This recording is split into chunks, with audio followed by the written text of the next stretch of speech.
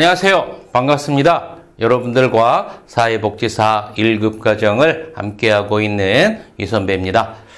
오늘은 1-2-27강 자료 수집 방법 첫 번째 시간입니다. 그래서 오늘은 서베이에 대해서 수업을 들어가도록 하겠습니다.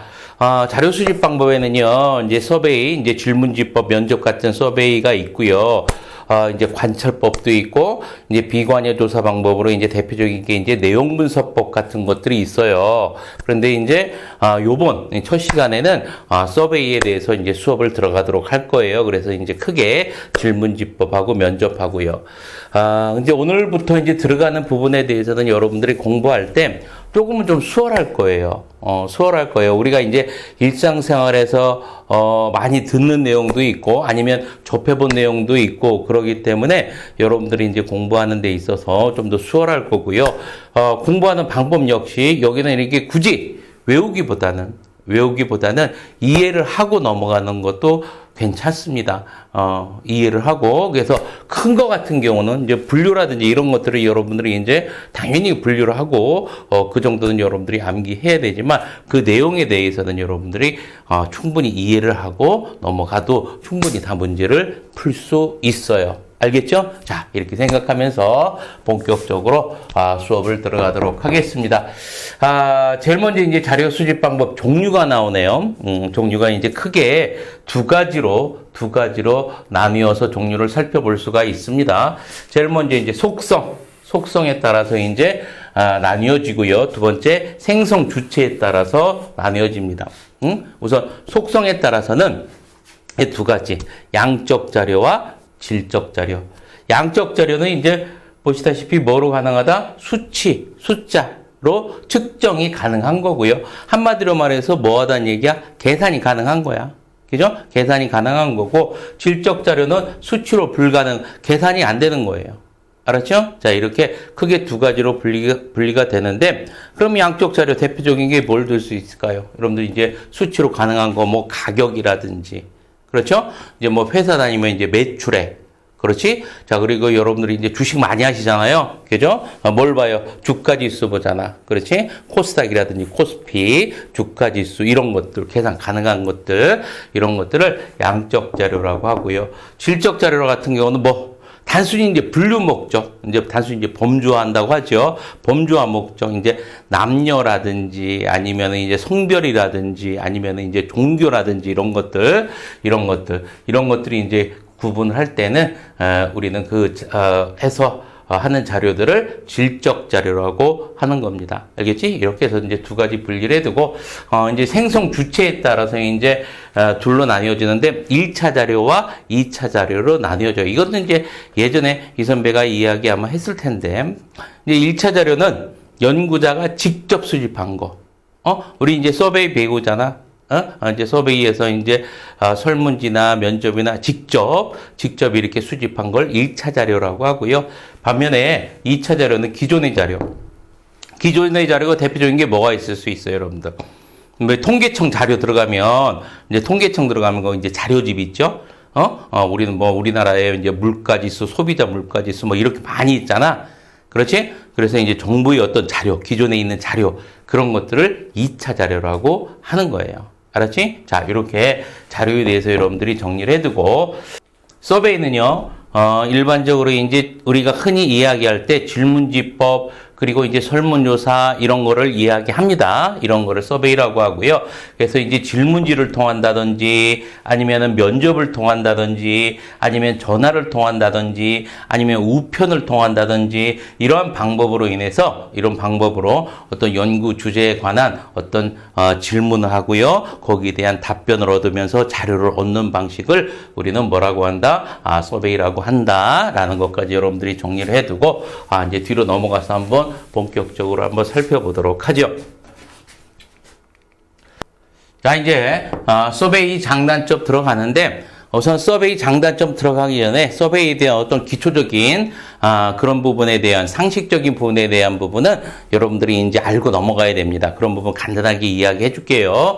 우선 서베이 같은 경우는 여러분들 한두 번쯤 다 하셨을 거야. 그렇지? 뭐 선거철날 이제 전화 면접 같은 거, 전화 여론조사 같은 것도 많이 해봤을 거고요. 이제 학교 다닐 때 설문지 같은 것도 많이 해봤을 거고요. 그렇죠? 그래서 가장 일반적으로 사용하는 형태다라는 거 첫 번째 기억을 해두고요. 서베이가.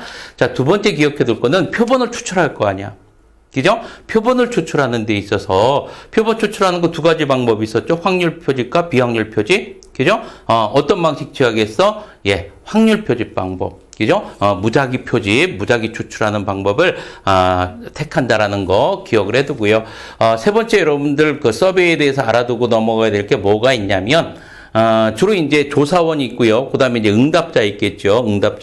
응답자는요, 일반적으로 익명으로 처리합니다. 익명. 그래서 조사원이 응답자에 대해서 안다 모른다 모르게 그렇게 이제 하는 방식을 많이 채택을 합니다. 그래서 여러분들 첫 번째 서베이에 대해서 이제 기본적으로 알아둬야 되고 넘어가야 될 거. 자, 가장 많이 사용한다라는 거. 자, 두 번째 이제 표본 추출은 어떻게 한다? 확률 표집 방법 사용한다라는 거. 그리고 세 번째 어떻게 한다?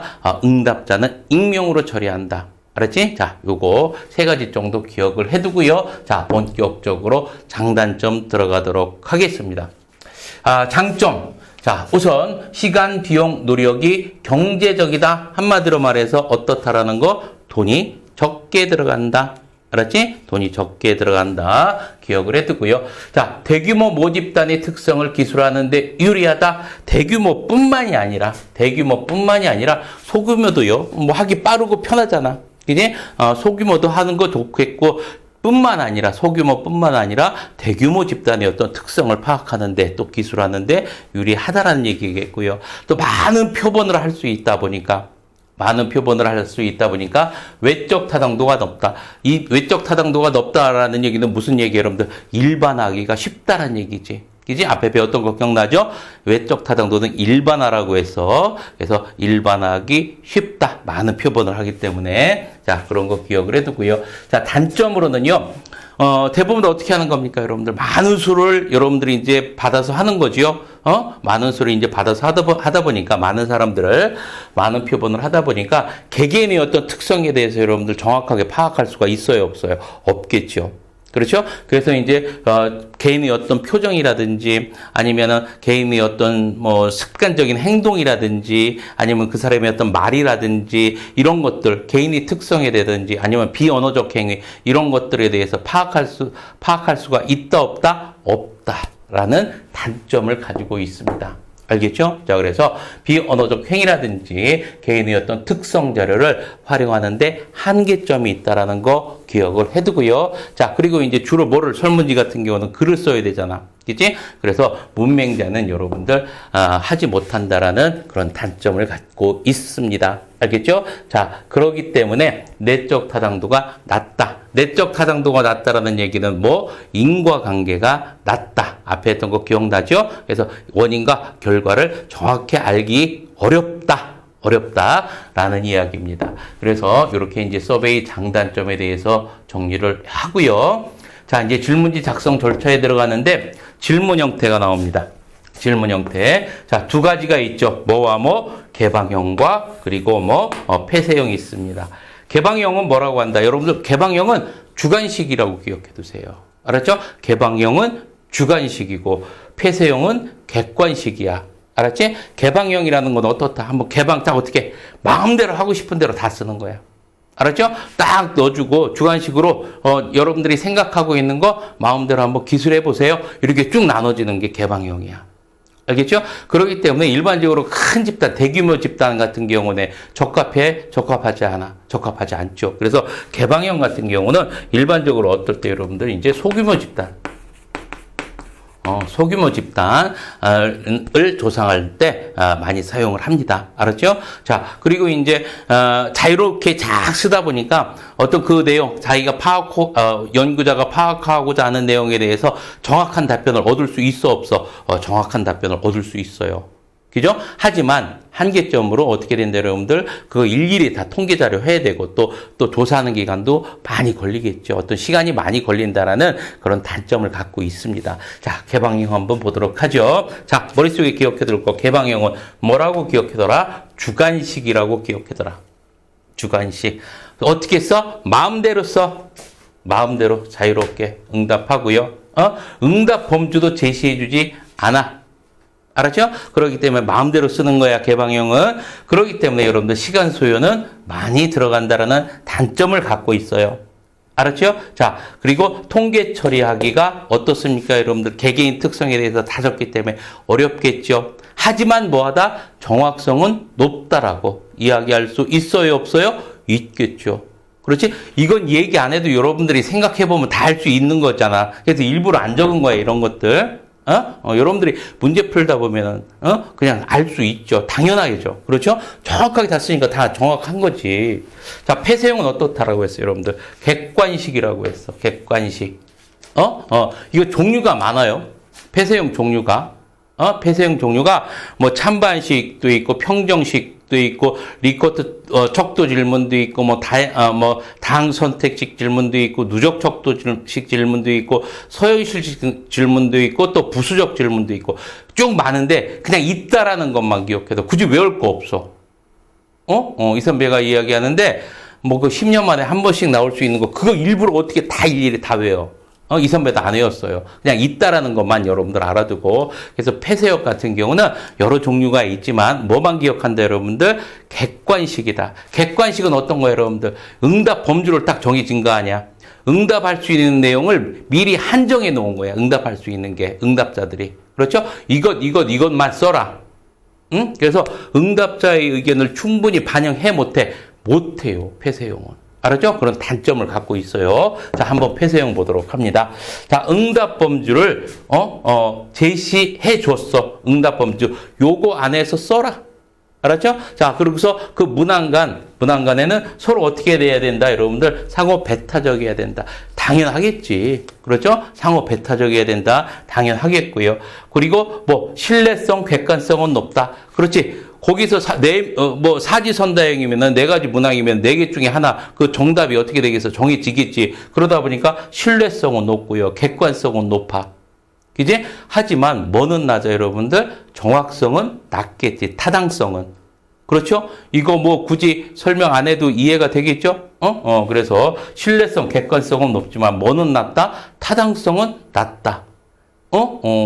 이거 뭐 다 안 써줘도 되잖아. 여러분들 다 이해할 수 있잖아. 그지? 자, 당연한 겁니다. 자, 그래서 질문 형태는 크게 개방형과 폐쇄형이 있다라는 거 정리를 하고요.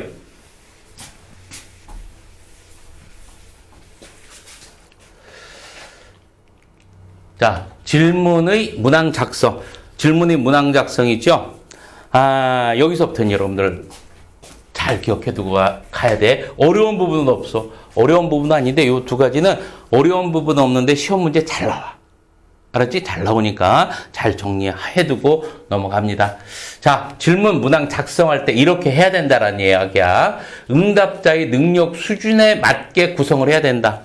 그렇죠. 시골에서 평생 농사만 짓는 분한테 초등학교 겨우 졸업하셔가지고 겨우 문맹 수준에서 벗어난 분한테 질문 문항이 우리나라 경제 발전을 위해서 무엇을 해야 될까요? 아니면 우리나라 경제 수준, 소비자 물가 지수를 좀 더 높이기 위한 방안으로 어떤 것들이 적합할까? 이런 거 하면 되겠어, 안 되겠어? 안 되겠지. 그지? 자, 그래서 응답자의 능력 수준에 맞게 질문을 문항 작성을 해야 된다라는 거. 그리고 이중 질문이나 유도 질문은 지양해야 된다, 하지 말아야 된다라는 얘기야. 알았죠? 이중 질문이란 건 뭐냐면 하나의 문항에 있죠. 하나의 문항에 두 개의 질문이 들어가는 거야. 예를 들어서 이야기하자면 우리 학교 교수님들을 좋아하세요? 이렇게 얘기했을 때 우리 학교 교수님들을 좋아하는 분들도 있지만 싫어하는 분들도 있을 거 아니야. 그러면 질문을 어떻게 해야 돼? 두 개로 나눠서 해야 되잖아. 그렇죠? 근데 하나의 문항에 어떻게 된 거야? 하나의 문항에 두 개의 질문이 들어가 있잖아. 이걸 뭐라고 그래? 이중 질문이라고 하는 거야. 이런 이중 질문이라든지 유도 질문이란 건 뭐를 얘기하는 겁니까? 조사자가 있죠. 의안 중에 방향을 알려주는 거죠. 그죠? 그래서 얘기할 때 이제, 아이고, 이 사람 좋아. 뭐, 나중에 이제, 뭐, 설문할 때 이제, 선거 사무원 같은 경우, 그런 거 하지요. 이 사람, 아이고, 이 사람, 사람이 선해, 착해, 이 사람, 이거, 법 없이도 살 사람이요. 뭐, 이런 것들, 이렇게, 은연중에 방향을 알려주는 거, 그런 거 이제 유도 질문이라고 하지요. 자, 그리고, 질문은 어떻게 해야 되냐면, 간단해야 돼. 알았지? 간단해야 되고요. 그 다음에 같이 중립적이어야 돼. 한쪽이 치우치면 안 돼. 알았죠? 치우치면 안 되고요. 그 다음에 명확해야 되고 구체적이어야 돼. 알았지? 자, 당연한 거겠고. 그 다음에 질문 문항수는 최소가 되도록 구성해야 된다. 너무 막 나열해서 많이 해서 하다 보면 어떻게 됩니까? 여러분들 지치잖아. 이런 경우를 발생시키면 된다, 안 된다? 안 된다라는 이야기입니다. 자, 그리고 이제 질문의 순서를 결정하는데 이것도 여러분들 잘 기억해두고 넘어가야 됩니다. 이 질문의 순서를 결정하는 거는 왜? 응답률에 영향을 미치기 때문이야. 알았지? 응답률에 영향을 미치기 때문에 여러분들 어떻게 된다? 질문의 순서를 결정하는데 이러한 방법을 사용해야 된다라는 이야기입니다. 알겠죠? 자, 하나하나 한번 보도록 하죠. 첫 질문은 간단하고 흥미롭고 쉬운 것이어야 된다. 이렇게 나오죠. 우리 예전에 이제 아마 이제 설문지 조사하고 그러면은 제일 첫머리에 뭐 했던 거 기억납니까? 당신의 성별은? 응? 그 다음에 이제 당신이 태어난 곳은? 당신의 나이대는 어떻게? 쉬운 것부터 하잖아요. 그지? 처음부터 막 우리나라 소비자 물가 지수가 급상승하고 있는데 이러기 위해서 환율은 어떻게 해야 되고 금리는 어떻게 해야 되지? 이런 거 내봐. 그러면 어떻게 돼요? 어떻게 여러분들 하다 말다 한 문제 풀고 그냥 푸는 게 아니라 한 문제 하고 그냥 자버린단 말이야. 알았지? 그래서 첫 질문은 어떻게 한다, 여러분들? 간단하고 흥미롭고 쉬운 것. 쉬운 것을 하고요. 두 번째, 객관적 사실. 앞에도 얘기했지만 객관적 사실. 쉽게 써내려갈 수 있는 것. 그죠? 당신의 성별은, 당신의 나이대는, 당신의 거주지는 이런 것들. 이런 객관적 사실을 첫머리에 놓고요. 나중에 이제 뒤쪽으로 주관적인 태도라든지 아니면 당신의 의견이라든지. 그래서 항상 끝에는 뭐 의견란 적어 놓잖아.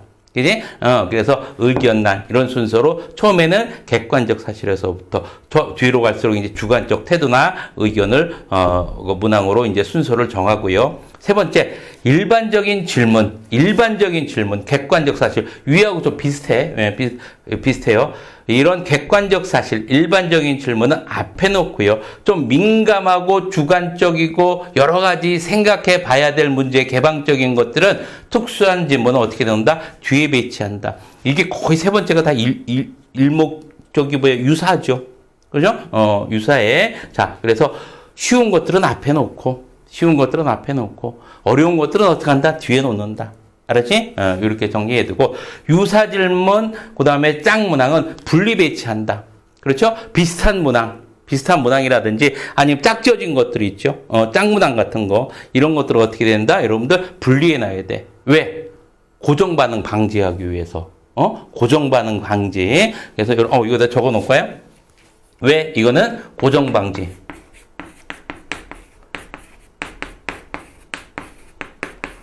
고정 반응은 뭔지 알지요? 그냥 똑같이 쭉 쓰는 거야.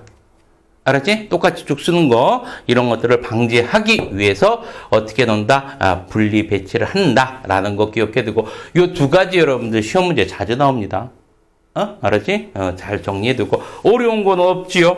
그죠? 어려운 건 없어요. 솔직히 그냥 여러분들 잘 읽고 나중에 문제 풀 때 있죠? 그거 다 보편 타당한 것만 찍으면 맞아요. 자, 그 다음에 사전 검사 보도록 합니다. 이 사전 검사할 때 있죠. 그 사전 조사하고 헷갈리면 안 돼. 사전 조사, 예비 조사, 예비 조사, 사전 조사 이런 것들과 헷갈리면 안 됩니다. 여러분들 그 사전 조사, 예비 조사는 어떤 거야? 이제 연구자가 있죠. 그 연구자가 자기가 이제 연구할 때 그 연구 문제의 핵심 요소를 알지 못할 때 하는 게 이제 그걸 사전 조사, 예비 조사라고 하잖아. 그렇죠? 근데 사전 검사는요. 그냥 본 검사 하기 전에 미리 한번 리허설 하는 거야. 똑같이. 알았지? 그래서 사전검사와 사전조사와는 다른 겁니다. 예비조사. 그래서 이걸로 쓸까? 사전조사와 구분한다. 사전조사는 아니다. 자, 그래서 실제와 같이 동일하게 하는 거야. 동일하게. 사전검사는 동일하게. 약식으로 하는 거 아니야. 약식으로 하는 게 아니라 동일하게 하는 거야. 알았지? 그래서 본조사 앞에 똑같이 한번 하는 거야. 리허설 하는 거. 그거를 뭐라고 한다? 사전검사라고 한다. 그래서 요 예비조사, 사전조사, 요거와는 좀 여러분들이 구분을 해서 정리를 해두고요. 자, 그래서 질문지 초안 작성한 후에 미리 시험해 보는 거야. 응? 그래서 본조사할 때 제대로 됐는지 안 됐는지 한번 리허설을 쭉 해봄으로 인해서 오류가 있는지 없는지를 살펴보기 위한 것을 뭐라고 한다? 사전 검사라고 한다라는 거, 요것까지 이제 머릿속에 정리를 해두고 넘어갑니다. 알겠죠? 그래서 어려운 건 없어요. 자, 여기까지 정리해두고, 자, 그리고 이제 질문지법의 이제 유형에 대해서 이제 살펴보도록 하겠습니다. 우편조사 있죠. 우편조사. 이건 여러분들 전형적인 무슨 방식이야? 여러분들 비대면 방식이지, 비대면. 다시 쓸게. 다시 한번요. 비대면 방식. 얼굴을 안 보고 하는 거야.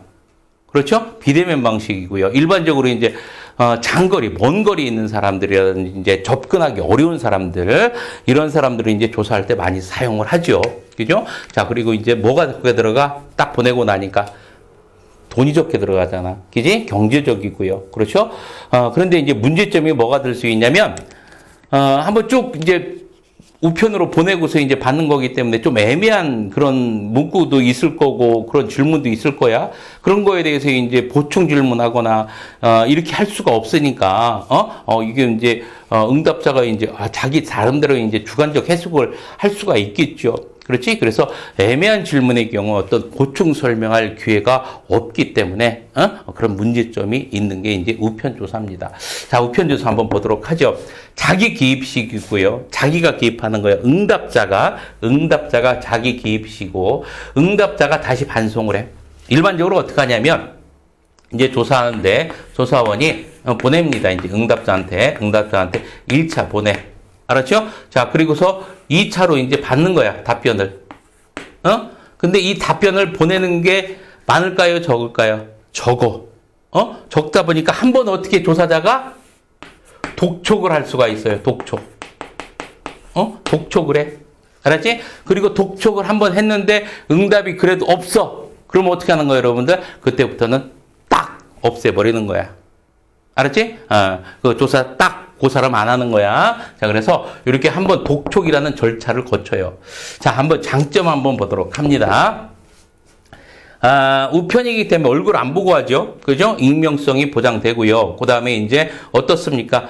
보내고 나니까 이제 돈이 적게 들지 경제성이 있고요. 아주 먼 거리 사람, 광범위한 지역까지도 조사할 수 있다라는 그런 장점을 갖고 있습니다. 단점으로는요. 회수율이 적다. 응답 회수율이 보통 한 20%에서 40% 정도 된대요. 20%에서 40% 정도 되고요.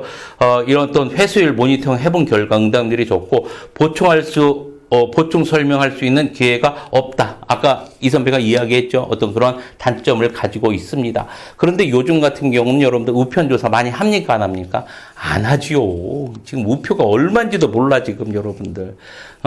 이거 여러분들 예전에는 이런 거 많이 했던 것 같았는데, 뭐 요즘에는 거의 안 하는 것 같아. 그죠? 거의 안 하는 것 같아, 우편조사는. 이 선배가 요즘에는 한 10년 전부터는 거의 못 본 것 같아요. 자, 이제 전화조사부터 살펴보도록 하겠습니다. 전화조사 같은 경우는 여러분들이 많이 접해본 그러한 조사죠. 그렇죠? 언제 많이 오는 것 같아요? 선거철 때, 그죠? 선거철 때 되면 정신이 없죠. 그죠? 각 여론조사뿐만이 아니라 각 정당에서 엄청나게 이제, 전화가 많이 옵니다.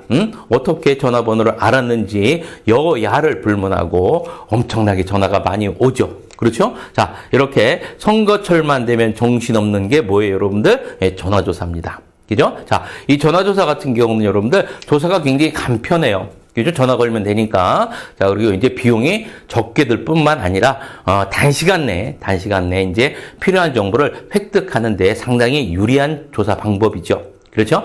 자, 그런데 단점이 뭐냐면, 전화를 받고 여러분들 대부분 다 어떡합니까?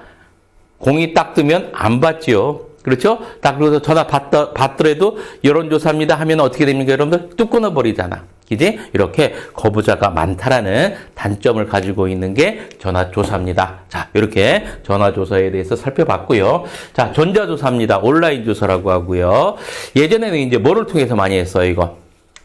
이메일, 그지? 이메일 통해서 많이 했었는데 요즘에는 거의 이메일 통해서 안 하는 것 같아요. 그죠? 이제 주로 이제, 뭐, 전자조사 같은 경우는 보면은, 이제 막 그 유통업체라든지 어떤 뭐 그 큰 업체에서 자기 어떤 기업 홍보 이미지를 위해서 아니면 제품을 홍보하기 위해서 이런 전자조사를 하는 경우가 요즘에는 이제 홈페이지에서 하는 경우가 많이 있더라고요. 종종 볼 수 있는데, 이렇게, 어떤 홈페이지나 이메일이나 이런 거를 통해서 이제 조사하는 방법을 뭐라고 한다? 전자조사라고 한다. 이거는 누가? 그러니까 자기 기입식이에요. 그죠? 응답자가 이제 다 쓰는 거지. 자, 응답자가 쓰는 거고요.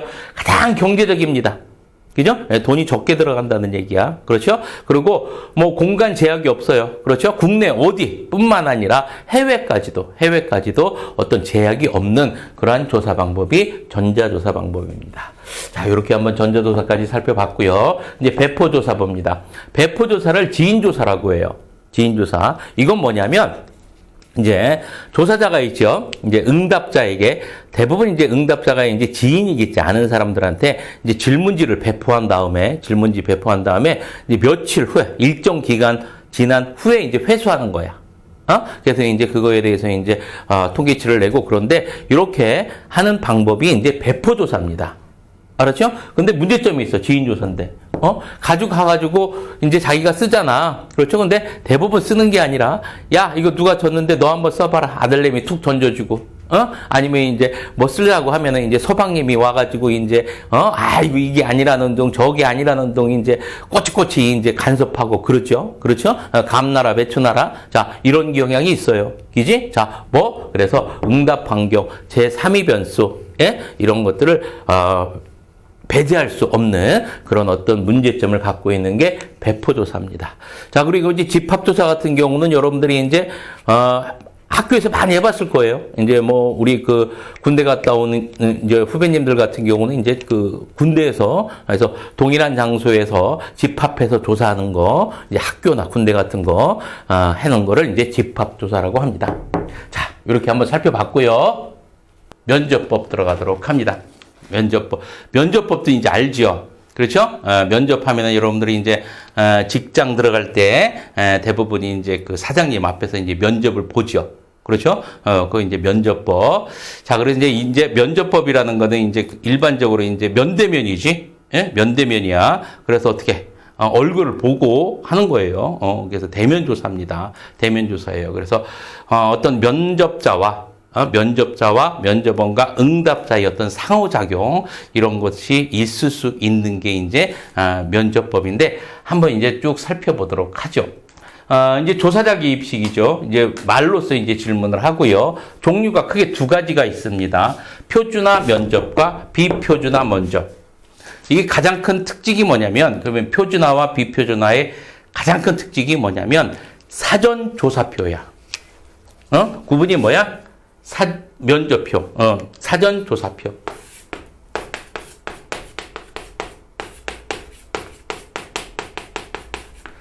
미리 조사표를 만들어 놓고 이 틀에 맞춰 하느냐? 아니면 그런 조사표 없이 자유롭게 하느냐? 그 차이점이 있습니다. 자, 그러면 표준화, 구조화, 면접은 어떤 거예요, 여러분들? 사전에 구체적으로 규정된 면접표에 따라서 면접 진행. 자, 그러면 자유롭게 여러분들 응답자가 할 수 있어, 없어? 없어. 그 틀 안에서만 하는 거야. 요거 이제 쓰세요. 어떻게? 이거 몇 번? 일종의 뭐와 같은 거예요, 여러분들? 객관식과 비슷한 거예요. 알았죠? 면접의 객관식. 그걸 뭐라고 하는 거야? 표준화, 구조화 면접이라고 합니다. 폐쇄형으로 구성되어 있다. 틀이 정해져 있다란 얘기야. 그지? 응답 범주가 정해져 있다란 얘기야. 알았지? 자, 그래서 폐쇄형으로 구성되어 있고요. 하지만 일부 개방형으로 사용되기도 한다는 얘기야. 알았지? 범주가 정해져 있기 때문에 신뢰도는 높을 수 있지만 타당도, 정확성은 어떻게 된다, 여러분들 당연히 낮다는 얘기입니다.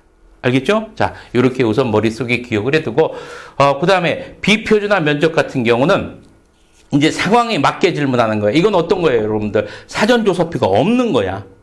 알았죠? 사전조사표가 없는 거야. 그래서 상황에 맞게 조사자가 면접원이 응답자에게 이야기를 하는 거예요. 상황에 맞게. 알았지? 자, 그러면 여러분들, 우선은, 이거는 여러분들 책이 없는 내용이지만 혹시 모르는 이야기니까. 이 비표준화 면접 같은 경우는 면접원이 좀 이제 신참을 사용해야 되겠어? 고참을 사용해야 되겠어? 그렇죠. 좀 경험이 있는 고참을 사용해야 되겠죠. 자, 그래서 상황에 맞게 질문을 하고요. 이제 심층규명, 프로빙 한다는 얘기지, 이거는 추가 질문한다는 얘기야. 한번 묻고 대답하고, 왜 그렇게 생각하세요? 아, 그래요. 그러면 그 이후에 어떻게 생각하세요? 이렇게. 알았지? 그래서 추가 질문하고, 심층 면접하고, 이런 것들을 뭐라고 하는 거예요? 여러분들, 프로빙이라고 하는 거예요. 알았죠? 그래서 일반적으로 비표준화 면접 같은 경우는 프로빙이 가능합니다. 알겠죠? 자, 그리고 응답 내용을 기록하고요. 이거를 이제 부호화 코딩하기 어떻다, 여러분들? 어렵다는 얘기야. 통계하기가 당연히 어떻게 됐다는 얘기예요, 여러분들. 어렵다는 얘기입니다. 표준화, 통계화하기가 어떻게 된다, 여러분들? 어렵다는 얘기야. 알았지? 어렵다는 얘기고, 그러다 보니까 여러분들 개개인 어떻게 정확하게 쓰다 보니까 타당도는 높다, 정확도는 높지만 신뢰도는 어떻게 된다? 낮다. 이거 굳이 설명 지금 안 해줘도 되지? 그렇죠? 자, 그래서 비표준화 면접은 타당도는 높지만 신뢰도는 낮다라는 거. 그래서 사전조사표 유무에 따라 사전조사표에 의해서 하는 건 표준화 면접, 사전조사표의 없이 자유롭게 하는 것 비표준화 면접이라고 한다라는 것만 딱 기억해 두면 돼. 자, 그리고 이제 장단점을 한번 보도록 하죠. 자, 장단점, 장점 봅니다. 장단점. 면접법은요, 면대면으로 하는 거죠. 그죠? 면대면으로 해. 그렇기 때문에 앞에 사람이 있기 때문에 직접적으로 우리나라 사람 특성상 정이 많은 대한민국 국민으로서 어떡합니까? 얼굴 보면은 얼굴 보고 싫은 얘기 할 수 있어 없어? 못 하잖아. 그지? 자, 그러니까 뭐가 높다? 응답률이 높다. 그렇죠? 자, 그리고 면접 같은 경우 면대면이기 때문에 재질문이나 추가 질문이 가능하고요. 그렇죠? 자, 그리고 평상시 어떤 모습, 그 사람의 어떤 말, 그런 것들도, 글 쓰는 거 외에도 이제, 말로도 할 수 있잖아. 그렇지? 그 다음에 어떤 행동으로도 보일 수 있는 거. 그렇지? 자, 어떤 비언어적 행위, 언어적인 거 빼놓고 아까. 그래서 비언어적 행위 같은 경우가 관찰이 가능하고요. 단점은 뭐다, 여러분들? 시간도 오래 걸리고. 그렇죠? 또 개개인 오랜 시간 하다 보니까 돈도 많이 들어가겠죠. 그래서 비경제적이고 조사자의 어떤 편견이 개입되기가 쉽다랍니다. 알았죠? 그래서 면접법 같은 경우는 일반적으로 조사원 같은 경우는 좀 이제 어떻게 됩니까, 여러분들? 거기 조사원이 훈련도 많이 받아야 되고요. 거기에 대한 이제 경험도 많은 사람들이 일반적으로 이제 많이 합니다. 자, 이렇게 내용에 대해서는 이제 정리를 했고요. 이제 다음 이제 보도록 합니다. 자, 95번. 서베이 조사에 관한 설명으로 옳지 않은 것은 15회 문제입니다. 옳지 않은 거예요. 1번 면접 조사는 우편 조사에 비해 비언어적 행위의 관찰이 가능하다. 맞죠? 그렇죠? 면접 조사의 가장 큰 특징 중에 하나는 뭐예요, 여러분들? 비언어적 행위의 관찰이 가능한 거고요. 자, 두 번째. 일반적으로 전화 조사는 면접 조사에 비해 면접 시간이 길다. 안 그렇지요? 그렇죠? 그래서 전화조사는 대부분 짧지. 그렇지? 자, 묻을 것만 딱 물고 끝나잖아. 그렇죠? 그런데 면접조사는 그렇지 않습니다. 그러면 여러분들 95번에 옳지 않은 것은 정답 2번이 나왔네요. 3번, 4번, 5번도 한번 보도록 하죠. 질문의 순서는 응답률에 영향을 줄 수 있다. 아까 이야기했었지. 그래서 어떻게 하라고 했어? 쉬운 건 앞에, 어려운 건 뒤에. 그죠? 예, 이렇게 기억해 두고요. 4번, 폐쇄형 질문의 응답 범주는 상호 배타적이어야 된다. 이건 상식적인 겁니다. 그렇죠? 문항, 상호 배타적이어야 되고요. 자, 면접조사는 전화조사에 비해 비용이 높을 수 있지만 무응답률은 낮은 편이다. 당연한 겁니다. 전화조사의 가장 큰 문제점이 뭐라고 했었습니까? 전화조사 문제점은 거부자가 많다라는 거잖아. 그지? 자, 이렇게 95번에 대해서 살펴봤고요. 자, 이제 96번 보도록 하겠습니다. 대인 면접에 비해 우편 설문이 갖는 장점은 장점이에요. 자, 1번 질문 과정의 유연성이 증대된다. 아니죠. 우편 설문 같은 경우는 애매한 문장의 같은 경우 그거에 대해서 보충 설명을 해줘야 되는데 할 수가 없다라고 했었습니다. 그런 문제점을 갖고 있어요. 그래서 유연성이 증대되는 게 아니라 유연성이 감소됩니다. 자, 그리고 동일 표집 조건 시 비용이 절감. 당연한 거죠. 그렇죠? 여러분들 우편조사의 가장 큰 장점이라고 할 수 있으면 뭐예요, 여러분들? 그렇죠, 돈. 그렇지?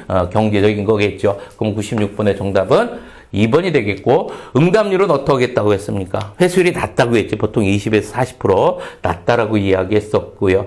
응답 환경이 통제가 용이하다. 응답 환경이 통제가 여러분들 우편 설문 같은 거 할 수가 있어, 없어? 없습니다. 여러분들 여기서 기억해둘 거는 면접 같은 경우는 응답 환경을 여러분들 어떻게 할 수 있어? 만들 수가 있어. 조작할 수가 있습니다. 응답 환경을. 그렇죠? 그래서 이제 응답자가 뭐 밝은 걸 좋아한다. 그럼 커튼을 쫙 펴놓다든지 아니면 응답자가 이제 어린아이야 그러면 과자 같은 거를 사놓는다든지 그죠? 아니면 이제 배치를 의자 배치를 어떻게 해놓는지 이렇게 뭐 할 수 있어 충분히 조작이 가능합니다. 면접 같은 경우는 응답 환경을 그렇죠? 그래서 응답률을 더 높일 수 있고 그런 것들로 활용할 수가 있어요. 응답 환경. 자, 그래서 응답 환경의 통제가 용이하다. 이거는 여러분들 어떻게 틀린 거고요. 심층 규명 일종은 뭐라고 해서 프로빙이라고 했지? 심층 규명이 증대될 수 있다. 심층 규명이 하는 거는 여러분들 어디야? 면접이잖아. 그렇죠? 면접 방법이고요.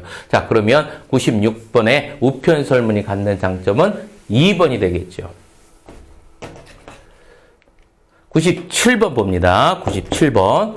자, 서베이에서 우편 설문과 비교할 때 대인 면접법의 특성으로 옳지 않는 것. 대인 면접법의 특성으로 옳지 않은 겁니다. 비언어적 행위의 관찰이 가능하다. 맞죠? 맞는 거. 그 다음에 대리 응답이 가능성이 낮다. 면대면이니까 대리 응답 할 수가 없겠고요. 질문 과정에서의 유연성이 높다. 당연하지요. 그렇지? 이것저것 이제 보충적으로 물어볼 수가 있겠고요. 응답 환경을 구조화하기 어렵다. 아까 이야기했잖아. 이제 응답 환경을 어떻게 할 수 있어요, 여러분들? 구조화, 조작할 수가 있어요. 사람마다 특성에 맞게. 이제 응답자가 편하도록 만들어주는 거야. 응답률 높이기 위해서. 자, 그래서 응답 환경을 구조하기 어렵다가 아니라 구조하기 쉬운 게 면접법입니다. 자, 5번 표집 조건이 동일하다면 비용이 많이 든다. 당연하겠죠. 면접법이 돈이 많이 들고. 자, 그래서 97번의 정답은 몇 번? 4번이 되겠습니다. 97번. 자, 98번 보도록 합니다. 자, 설문지 문항 작성에 관한 설명으로 옳지 않은 겁니다. 옳지 않은 것 구하는 거야. 자, 13회 문제입니다. 이중 질문과 유도 질문은 피하는 것이 좋다. 당연하겠죠. 그렇죠? 자, 누누이 얘기합니다. 이중 질문, 유도 질문은 피하는 거고요. 자, 2번 신뢰도 측정을 위해 짝으로 된 문항들을 함께 배치하는 것이 좋다. 어떻게 하라고 했어요, 여러분들? 함께 배치하지 말고 분리해 놓으라고 했지. 그렇지? 분리해 놓으라고 했어요. 그러면 98번의 정답 몇 번? 2번 나왔네. 자, 옳지 않은 것. 자, 3번 봅니다. 응답하기 쉬운 문항일수록 설문지 앞에 쉬운 거, 앞에 어려운 거, 뒤에. 그지? 자, 그 다음 4번 봅니다. 일반적인 것을 묻고 특수한 것을 뒤에 묻는 것이 좋다. 일반적인 거, 쉬운 거, 앞에. 특수하고 어렵고 의견 같은 거, 뒤에. 자, 그 다음에 5번. 객관식 문항의 응답 항목은 상호 배타적이어야 한다. 당연한 거고요. 자, 그래서 98번의 정답은 2번이 되겠습니다. 99번 봅니다. 설문지 작성에 관한 설명으로 옳은 것은 설문지 작성 옳은 것입니다. 16회 문제입니다. 자, 1번 개방형 질문은 응답률을 높이기 위해 주로 설문지 앞부분에 배치한다. 개방형 질문은 여러 가지 자기가 생각해서 쓰는 거잖아. 그죠? 자, 이런 거는 여러분들 앞에다 놓으면 되는데 안 되겠지요. 앞에는 어떻게? 쉬운 거. 그렇지? 그럼 개방형 질문은 뒤에 배치해야 되겠고요. 자, 1번 틀렸고 수반형 질문이 많아질수록 응답률은 높아진다? 아니겠지요. 사람들 어떻게 돼? 수반형 문제 나오면 짜증내고 안 하는 경우가 많습니다. 그렇죠? 자, 그래서 수반형 질문이 많아질수록 응답률은 높아지는 게 아니라 낮아지고요. 3번 명확한 응답을 얻기 위해 이중 질문은 지양해야 된다라고 했었어. 그렇죠? 유도 질문, 이중 질문 지양해야 되고요. 4번 문항은 응답자의 특성과 무관하게 작성되어야 된다? 아니죠. 응답자의 어떤 수준에 맞게끔 만들어내야 된다라고 이야기했었습니다. 그죠? 자, 그리고 5번 신뢰도 측정을 위해 짝으로 된 문항은 가급적 떨어지게 배치한다? 맞지요. 그지? 자, 그래서 99번의 정답은 몇 번? 5번이 되겠습니다. 자, 그래서 99번 정답 5번이고요. 자, 이제 마지막 100번 문제 들어갑니다. 이 면접자를 직접 대면하는 면접조사가 우편 설문에 비해 갖는 장점이 아닌 것은이에요. 응답자의 익명성 보장 수준이 높다. 응답자의 익명성 보장이 높은 것은 여러분들 면접조사가 아니라 어떤 거를 얘기하는 겁니까? 우편 설문을 이야기하는 거겠죠. 우편 조사가 익명성이 높죠. 자, 그러면 몇 번 정답? 1번이 정답이 되겠죠. 그죠? 자, 나머지 2번, 3번, 4번, 5번은 다 어떻게 된 겁니까? 여러분들 만든 이야기고요. 자, 여기까지 이제 100번 문제까지 다 풀어봤습니다. 자, 여러분들 어때? 문제 풀어보니까 여러분들 그냥 기본적인 거 어느 정도 핵심적인 내용만 딱 정리하고 문제 이렇게 쭉 풀어보면 어떻게 해요, 여러분들? 대부분 많이 풀릴 거예요. 이 선배만 풀리는 거 아니지. 여러분들도 다 풀릴 거야. 알았지? 그래서 굳이 외울 것도 없고 몇 번 이렇게 쭉 훑어보세요. 훑어보면 요 단원 같은 경우 앞으로 단원도 마찬가지야. 그렇게 어려운 부분 없어. 어려운 부분 없으니까 여러분들 몇 번 훑어보고 확실하게 핵심 정리만 해두면 문제 충분히 다 풀 수 있습니다. 알겠죠? 자, 여러분들 장시간 동안 고생 많이 하셨습니다. 자, 오늘도 그래도 이제 뭐를 해야 돼? 파이팅 한번 하고 끝내야 되겠죠? 오늘 양손 다 들까요? 자, 양손 다 들고 자, 파이팅 하면서 이 시간 마치도록 하겠습니다. 자, 파이팅!